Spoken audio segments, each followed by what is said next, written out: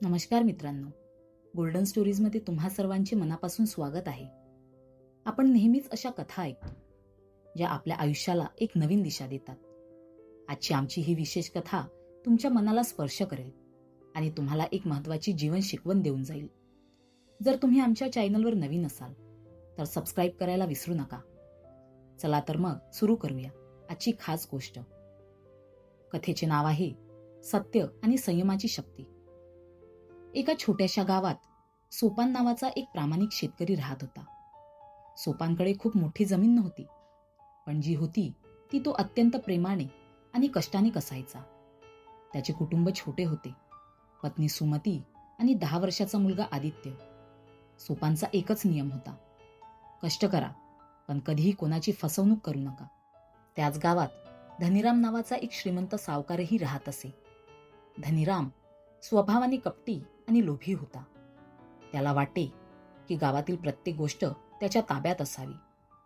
एकदा गावात मोठा दुष्काळ पडला.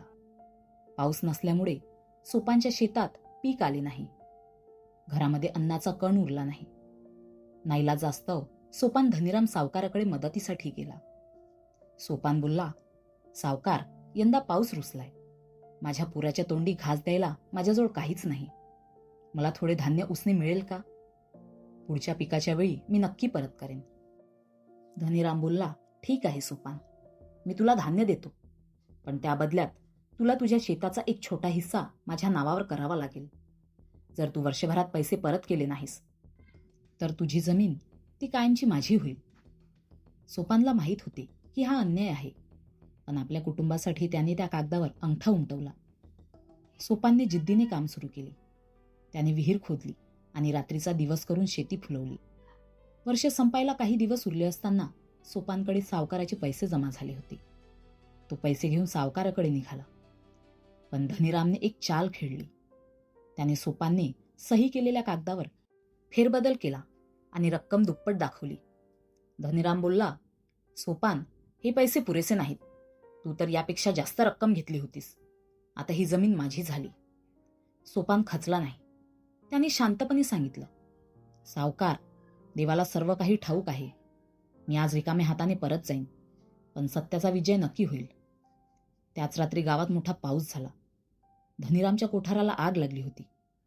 गावातील सर्व लोक लांबून बघत होते, पण कोणालाही सावकाराची मदत करायची नव्हती, कारण त्याने सर्वांना फसवले होते. अशावेळी सोपान स्वतःचा जीव धोक्यात घालून तिथे पोहोचला आणि त्याने धनीरामला आणि त्याच्या कुटुंबाला सुखरूप बाहेर काढले. धनीरामचे डोळे उघडले. ज्या माणसाला त्याने फसवले होते त्यानेच त्याचा जीव वाचवला होता. धनीराम रडत बोलला, सोपान, मला माफ कर. मी पैशाच्या लोभात आंधळा झालो होतो. तू खरा माणूस आहेस. तुझी जमीन आणि तुझे पैसे तुला परत घे. आजपासून मी सुद्धा तुझाच आदर्श घेईन. सोपानने हसून त्याला माफ केले. गावात पुन्हा आनंदाचे वातावरण निर्माण झाले होते. सोपान आणि धनीराम आता जिवलग मित्र झाले होते. धनीरामने आपले सावकारी पाश तोडून टाकले होते आणि तो आता गावाच्या हितासाठी पैसे खर्च करू लागला होता. सोपानचा मुलगा आदित्य मोठा होत होता आणि धनीराम त्याला आपल्या मुलाप्रमाणेच मानत असे. गावात सर्व काही सुरळीत चालले होते. एके दिवशी गावात एका मोठ्या शहरातून विक्रम नावाचा एक व्यापारी आला.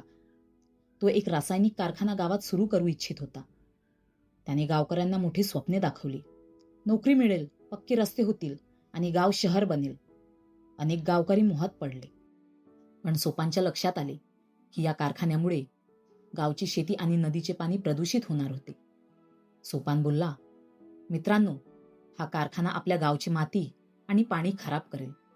आपल्याला तात्पुरत्या पैशापेक्षा आपल्या निसर्गाची जास्त गरज आहे. विक्रम व्यापारी बोलला, सोपान, तू जुन्या विचारांचा माणूस आहेस. प्रगती हवी असेल तर काहीतरी गमवावेच लागेल. विक्रमने गावच्या सरपंचांना आणि काही वजनदार लोकांना पैशाचे आमिष दाखवून आपल्या बाजूने वळवून घेतले होते. विक्रमने धनीरामला गाठले. धनीराम, तू तर श्रीमंत आहेस. तुझी पडीक जमीन मला विक. तुला मी करोडो रुपये देईन. धनीराम संभ्रमात पडला. इतकी मोठी रक्कम त्याने कधीच पाहिली नव्हती. दुसरीकडे सोपान एकटाच लढा देत होता. गावकऱ्यांनी सोपानला विरोध करण्यास सुरुवात केली. सोपान धनीरामकडे गेला. धनीराम, आता तुझी खरी परीक्षा आहे. तू पैशाची साथ देणार की या गावच्या मातीची? काही दिवस धनीराम कोणालाच भेटला नाही. विक्रमला वाटले धनीराम पैशाच्या मोहात अडकला आहे. जमिनीच्या व्यवहाराचा दिवस उजाडला. संपूर्ण गाव जमा झाले. धनीराम ठामपणे होता. विक्रमजी, मी माझी जमीन विकायला तयार आहे, पण माझी एक अट आहे. तुम्हाला आधी या गावच्या विहिरीचे पाणी पिऊन दाखवावे लागेल, ज्यामध्ये तुमच्या कारखान्याचे सांडपाणी भविष्यात जाणार आहे. विक्रम निरुत्तर झाला. धनीरामने गुपचूप शहरात जाऊन त्या कारखान्याचे रिपोर्ट आणले होते, ज्यात प्रदूषण किती भयंकर आहे हे सिद्ध झाले होते. धनीरामने सर्वांसमोर पुरावे सादर केले. गावकऱ्यांचे डोळे उघडले होते. त्यांनी विक्रमला गावातून हाकलून लावले. धनीरामने ती रक्कम स्वतःच्या फायद्यासाठी न वापरता गावात शेतीवर आधारित प्रक्रिया उद्योग सुरू करण्यासाठी वापरली होती, ज्यामुळे पर्यावरणाचे रक्षणही झाले आणि लोकांना रोजगारही मिळाला. सोपान आणि धनीरामने एकत्र येऊन गावचा कायापालट केला. सोपानचा प्रामाणिकपणा आणि धनीरामची बुद्धिमत्ता यांचा विजय झाला होता. अनेक वर्षे उलटून गेली. सोपान आणि धनीराम आता वृद्ध झाले होते. सोपानचा मुलगा आदित्य आता शिकून शहरात मोठ्या कंपनीत कामाला लागला होता.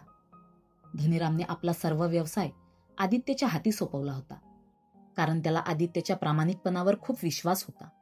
पण शहराच्या झगमगाटात आणि कामाच्या व्यापात आदित्य हळूहळू आपल्या गावच्या मुळांना विसरत चालला होता. आदित्यवर त्याच्या कंपनीचा मोठा दबाव होता. कंपनीला गावातील तीच जमीन हवी होती, जिथे सोपान आणि धनीरामने सहकारी शेती प्रकल्प सुरू केला होता. कंपनी तिथे एक मोठे रिसॉर्ट बांधू इच्छित होते. आदित्य सोपानला म्हणाला, बाबा, आता शेतीचे दिवस राहिले नाहीत. ही जमीन कंपनीला दिली तर आपल्याला करोडो रुपये मिळतील आणि तुम्हालाही या वयात कष्ट करावे लागणार नाहीत. आपण शहरात मोठ्या बंगल्यात राहू. सोपान शांत होता, पण धनीरामला हे ऐकून खूप दुःख झाले. त्यांना पैशाची ओढ नव्हती. त्यांना त्या मातीचा आणि गावकऱ्यांच्या विश्वासाचा अभिमान होता. आदित्यने गावकऱ्यांची मोठी बैठक बोलावली. त्याने पैशांचे आमिष दाखवून सर्वांना जमिनी विकण्यास प्रवृत्त करण्याचा प्रयत्न केला. सोपानने त्याला रोखले नाही. उलट तो म्हणाला, आदित्य, हा निर्णय तुझा आहे, पण लक्षात ठेव, आम्ही ही जमीन केवळ पीक घेण्यासाठी नाही, तर गावच्या स्वाभिमानासाठी वाचवली होती. त्याच रात्री सोपान अचानक आजारी पडला. त्याला दवाखान्यात नेण्यासाठी पैसे नव्हते, कारण त्याने आपले सर्व उत्पन्न गावातील शाळेसाठी दान केले होते. धनीराम धावत आला आणि त्याने स्वतः जुने दागिने विकून सोपानवर उपचार केले. जेव्हा आदित्य दवाखान्यात पोहोचला, तेव्हा त्याने पाहिले की ज्या जमिनीसाठी तो वडिलांशी भांडत होता, त्या जमिनीवर कष्ट करणाऱ्या साध्या गावकऱ्यांनी सोपानच्या प्रकृतीसाठी दवाखान्याबाहेर रांग लावली होती. प्रत्येकजण प्रार्थना करत होता. आदित्यला आपली चूक उमजली. त्याला आठवले की त्याच्या शिक्षणासाठी आणि प्रगतीसाठी याच मातीने आणि याच धनीराम काकांनी आधार दिला होता. आदित्य रडत सोपानचे पाय धरत होता. बाबा, मला माफ करा. मी पैशांच्या मागे धावताना माणसांची किंमत विसरलो होतो. ही जमीन विकली जाणार नाही. उलट मी माझी शहरातली नोकरी सोडून इथेच राहून आपली शेती प्रकल्प आधुनिक करेन. धनीरामने आदित्यला मिठी मारली. सोपानच्या चेहऱ्यावर समाधान होते. त्यांनी मिळून गावात एक मोठा कृषी संशोधन केंद्र उभारले, ज्याचे नाव मैत्री केंद्र ठेवण्यात आले.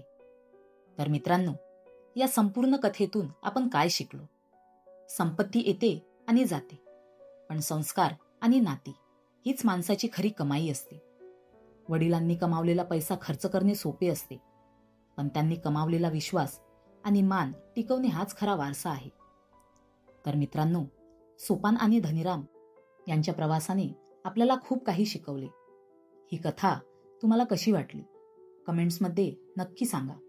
जर ही गोष्ट तुमच्या मनाला भेटली असेल तर गोल्डन स्टोरीजला लाईक करा, शेअर करा आणि सबस्क्राईब करायला विसरू नका. पुन्हा भेटू अशाच एका सोन्यासारख्या गोष्टीसह. धन्यवाद.